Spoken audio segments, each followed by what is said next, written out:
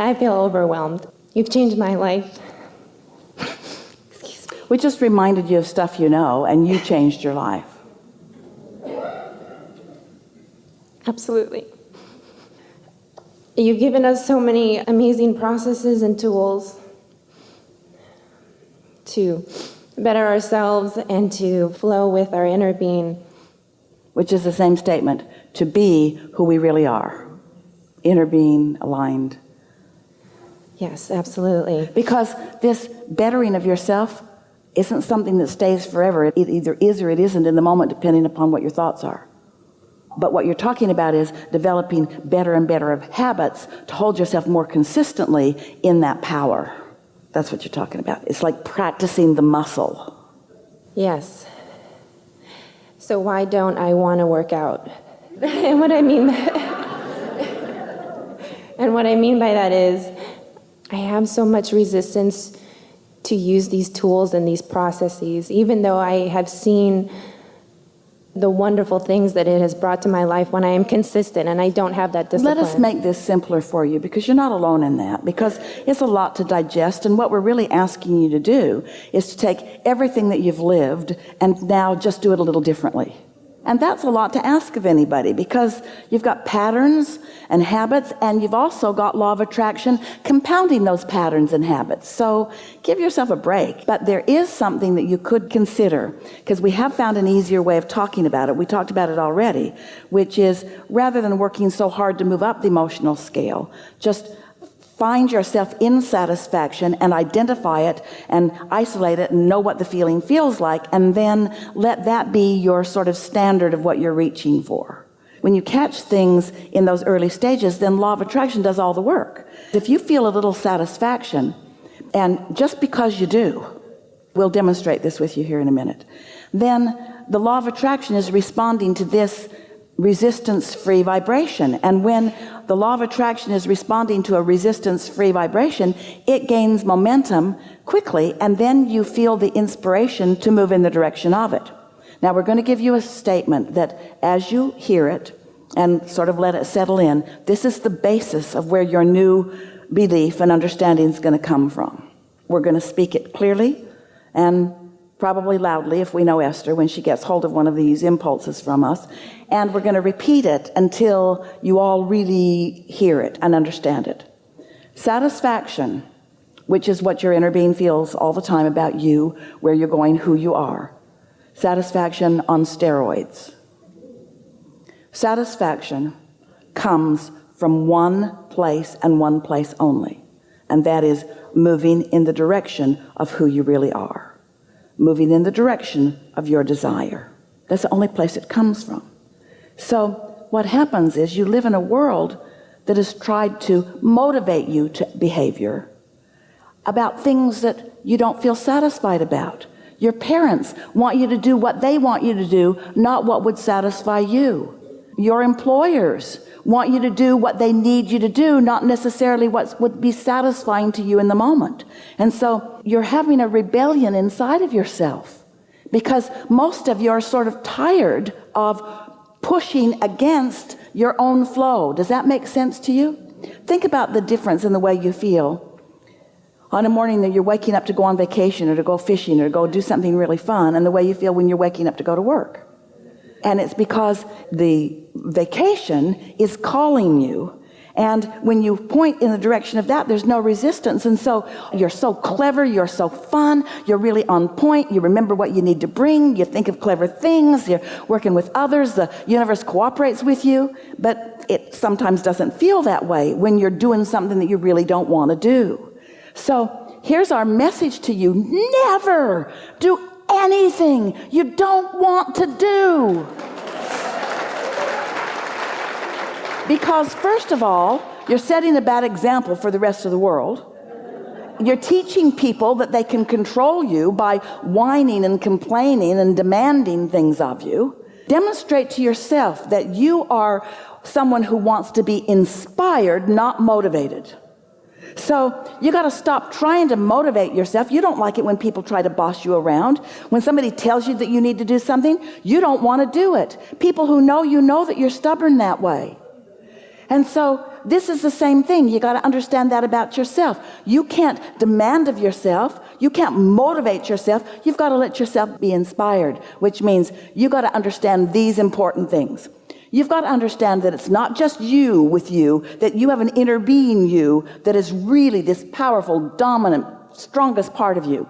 And that inner being knows everything that you've asked for and is focused upon everything that you've asked for in a way that those cooperative components are already being gathered to that. You got to understand that there is a vibrational reality. We want so much for you to accept the realness of this that we named it the vortex, wrote 2 books about it. We want you to understand that this vibrational reality, which is the furthest expansion that you have accomplished vibrationally along with your inner being. It's vivid and it's real. It's not imaginary, although we want you to seek the image of it. It is a real vibration, and it is calling you. And when you move in the direction of it, because you're not doing the opposite, because you're not doing that thing that holds you away from it, maybe because you meditated and so your mind is clear, maybe because you've been making a list of positive aspects so you're in tune with it, maybe because you're just in love with life right now. Doesn't matter what the reason is. But when you have no resistance, you will receive that inspiration that will call you forward, and you'll never again say, how can I make myself do something? As you listen to us, oh, we've got so many great ideas. We're so sure of ourselves. Esther stands here and expresses the clarity of what we have to say. And to most of you, or to most anyone who's looking at this for the first time, this just looks like somebody who really believes what they say and has some pretty good ideas, and it's just another opinion that might work, might not work. We get how there are so many voices in the world that are encouraging you in different ways to do different things. But this we know for sure. If you will accept that you are an extension of source energy, and you will accept that your source energy is aware of you and is calling you, and you will decide that you're going to meditate to allow yourself access to that. And so you do it. Maybe it takes a week or 2 or 3 before you really feel that you've allowed yourself that connection. And then an impulse occurs to you. An impulse. And by that we mean something that just feels good. For Esther, it's like, oh, I think I'll move the furniture around. And then she meets all kinds of people that day that were really meaningful to her. Or, oh, I think I'll stop over there and get gas. And then she meets something really significant. These are not blockbuster ideas usually. It's an idea about something that just feels good to you. But if it feels like a good idea, follow it. And then as it unfolds into something, as these thoughts are turning into things, you will have first-hand understanding about what alignment with source translates into your life, and you will trust your guidance. And then you will begin to say, I'm going to prime the pump by making sure that I'm satisfied as much as I can. And then I'm going to let the law of attraction and my vortex call it. And here's why.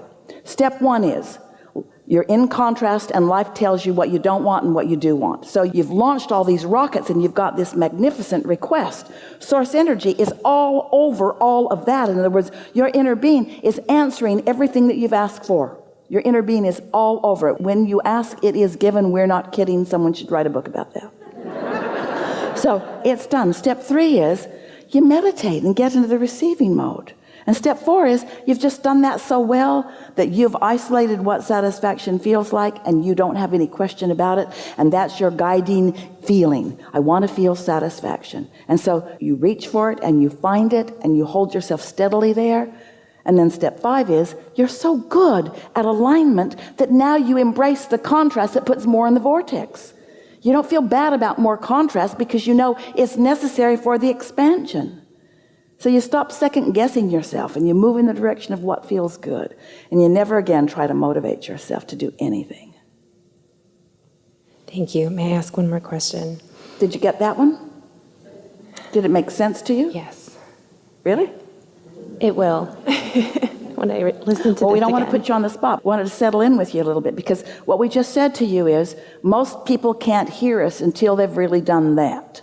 And once you've done that, Esther spent a week or 2 after we began talking about satisfaction in this way, asking herself, what is that feeling of satisfaction that Abraham's talking about? So she started wanting to be aware of it. And then she'd get into her car, beautiful new Cadillac Escalade, and she'd get out onto the highway and sort of just settle into the road and the ride and just feel excellent. She'd just feel like, whew. And she thought, this is what satisfaction is. It's this feeling of adventure and calm and well-being and eagerness. I am so satisfied. I'm so satisfied. She got on an airplane one day, and she was in the first class cabin. So she slipped into her seat, and she thought, satisfied. And then she sort of settled in and buckled up, and now the plane's in the air, and she reclines her seat, and she gets her blanket and her pillow, and she's thinking, oh, I am so satisfied. I'm so satisfied. I'm so comfortable. I'm so satisfied. This is just satisfying. And then a flight attendant came to her just as she was putting her sunglasses on and getting ready to snuggle in for a long winter's nap.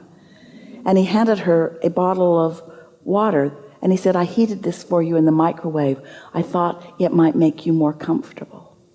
And Esther thought, wow.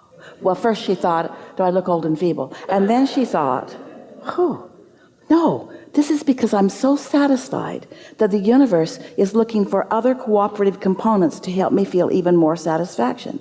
She'd be in a restaurant, slip into the booth, friends across the table, she'd look at their faces, she'd feel such love for each one of them, and she would think to herself, this is so satisfying.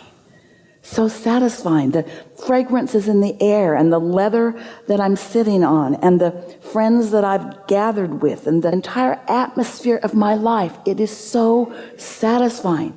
And there are plenty of times to do that, but until you start doing it, identifying it, isolating it, milking it, finding the vibrational frequency of it, now you know what you're tuning to. You see what we're getting at? So then, you're satisfied, satisfied, satisfied, satisfied, satisfied.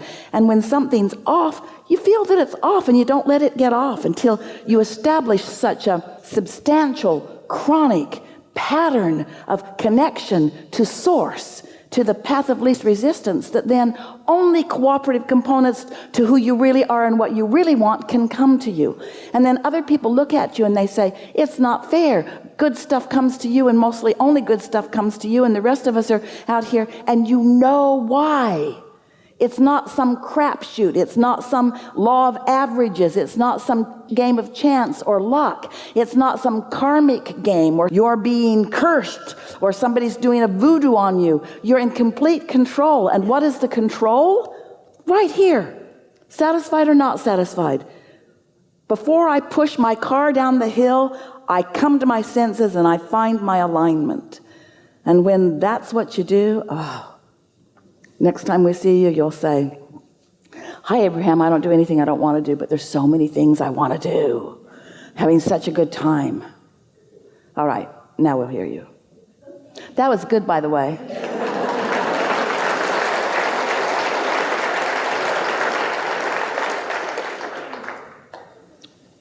I am having such a great time.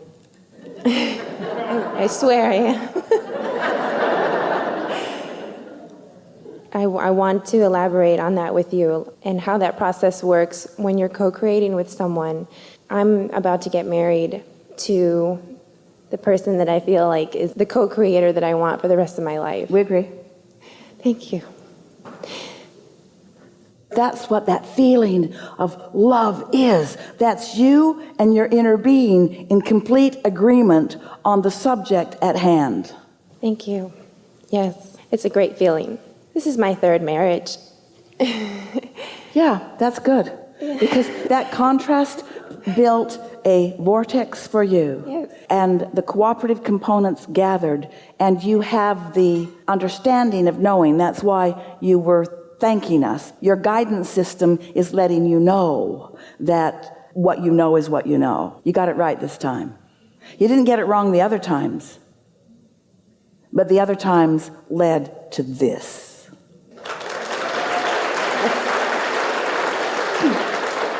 So don't spend any time dissecting that.